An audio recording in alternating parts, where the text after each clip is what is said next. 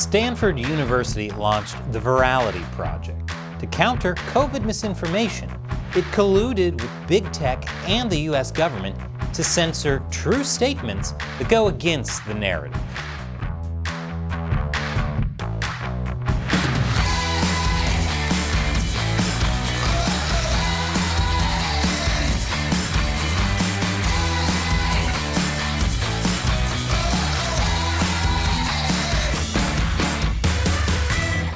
Welcome to America Uncovered. I'm Chris Chappell. You know, funding the show isn't easy. YouTube isn't exactly kind with ad revenue. Things are always tight, so if you like our brand of nonpartisan news coverage, please consider supporting America Uncovered on Patreon. All it takes is $1 an episode. You can also set a monthly limit if that's too much. So it seems like misinformation is everywhere you look these days, at least if you believe the headlines, especially misinformation about the COVID-19 pandemic.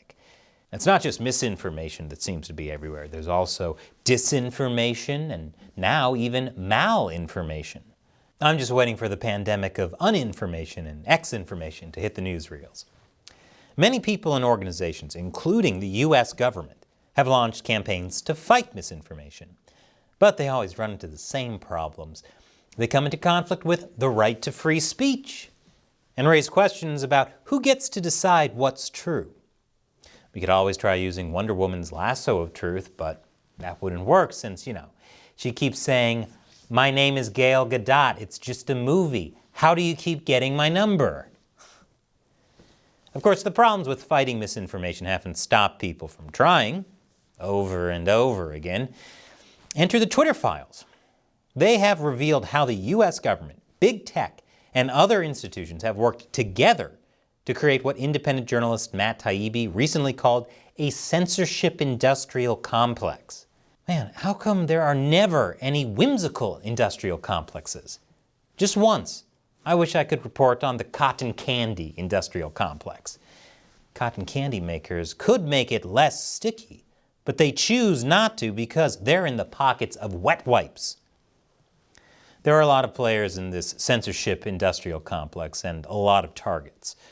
The most recent Twitter files, number 19, focuses on one of these targets, the pandemic, and one key player, the Virality Project.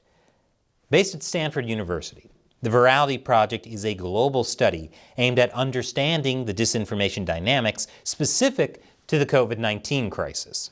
But the Virality Project isn't just interested in understanding disinformation. It's interested in suppressing it. And it's not alone. The Virality Project is a coalition of research entities focused on supporting real-time information exchange between the research community, public health officials, government agencies, civil society organizations, and social media platforms. It has a lot of partners.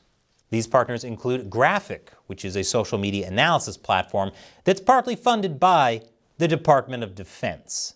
Other partners include the Office of the Surgeon General, the CDC, Homeland Security's Cybersecurity and Infrastructure Security Agency, and others. So a lot of government actors. Together, this coalition of research entities put together a system for monitoring social media posts for COVID misinformation. The Virality Project reviewed content on a mass scale for Twitter, Google, Facebook, Medium, TikTok, Pinterest, and other platforms. But MySpace was unaffected. It should be called My Safe Space at this point. There's no drama there. Never should have left you, Tom. The Virality Project specifically looked at COVID vaccine disinformation in order to mitigate the impact of narratives which would otherwise undermine the public's confidence in the safety of these processes in the United States. These narratives may include true information, but that didn't matter to the Virality Project. Because the goal wasn't to set the record straight, it was to fight the spread of the narratives themselves.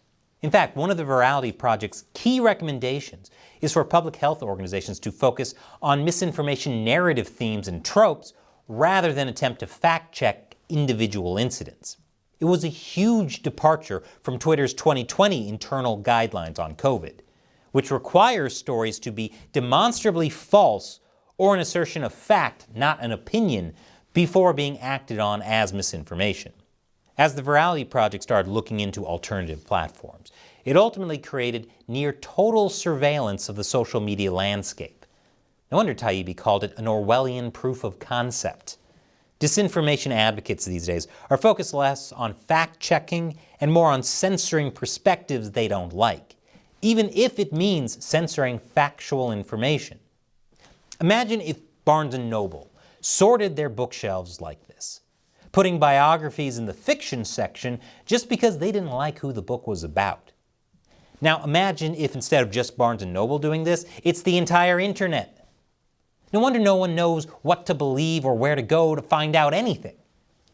So what kind of factual information got caught in the Virality Project's nets? I'll tell you after the break. Welcome back.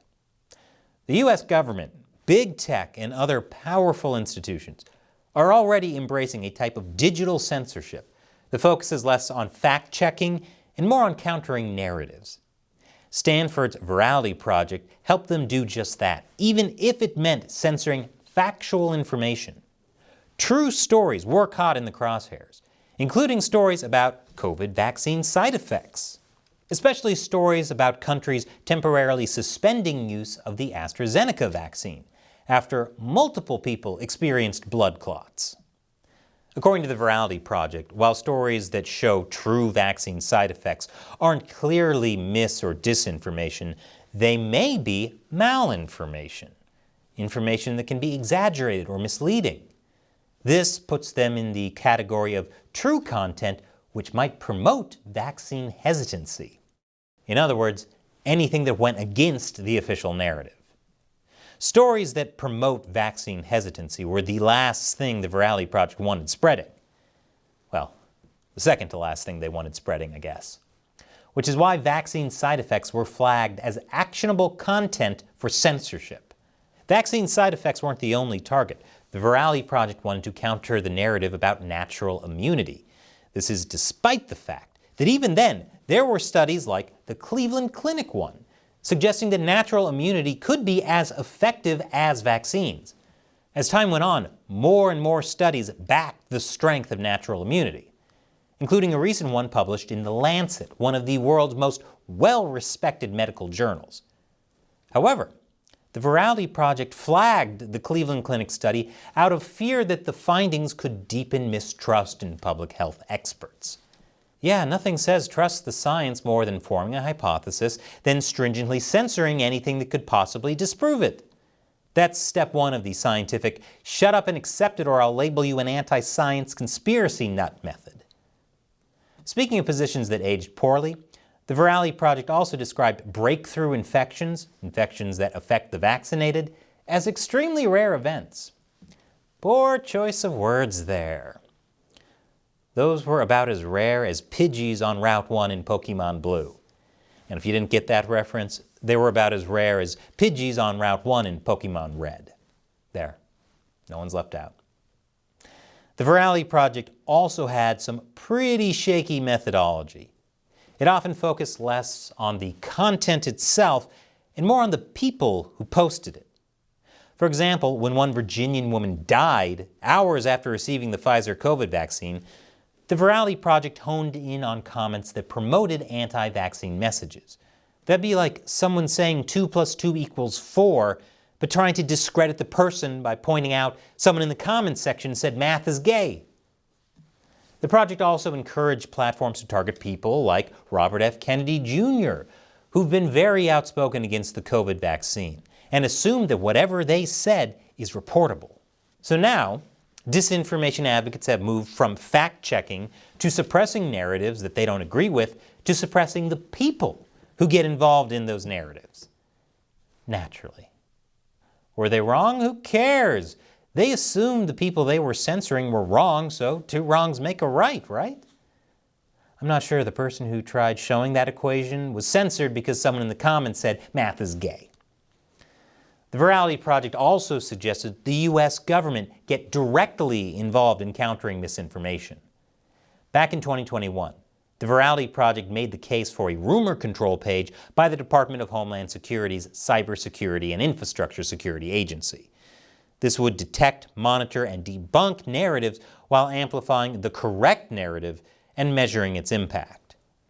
The project also called for a Mis- and Disinformation Center of Excellence in the same Cybersecurity and Infrastructure Security Agency. That was just one day before Homeland Security Secretary Alejandro Mayorkas announced that Homeland Security was setting up a Disinformation Governance Board last year, which many called Biden's Ministry of Truth. If you want to learn more about that, I'll leave a link below. Giving the government the power to determine what's fact and what isn't doesn't sit well with a lot of people, so obviously there was a lot of backlash.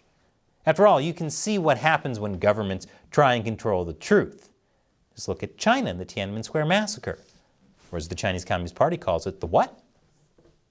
The Disinformation Board was shut down, though this wasn't the end of the U.S. government trying to counter what it calls disinformation. The biggest takeaway from this story is how the Virality Project and its partners decided that they knew what was best for people. Graphica wrote that this continual process of seeding doubt and uncertainty in authoritative voices leads to a society that finds it too challenging to identify what's true or false. Well, that may be true, but as I showed above, the Virality Project also wasn't great at identifying what's true or false. And sometimes the authoritative voices are the ones keeping people from figuring out what's true or false. The lab leak theory was dismissed as a conspiracy by scientists and news organizations.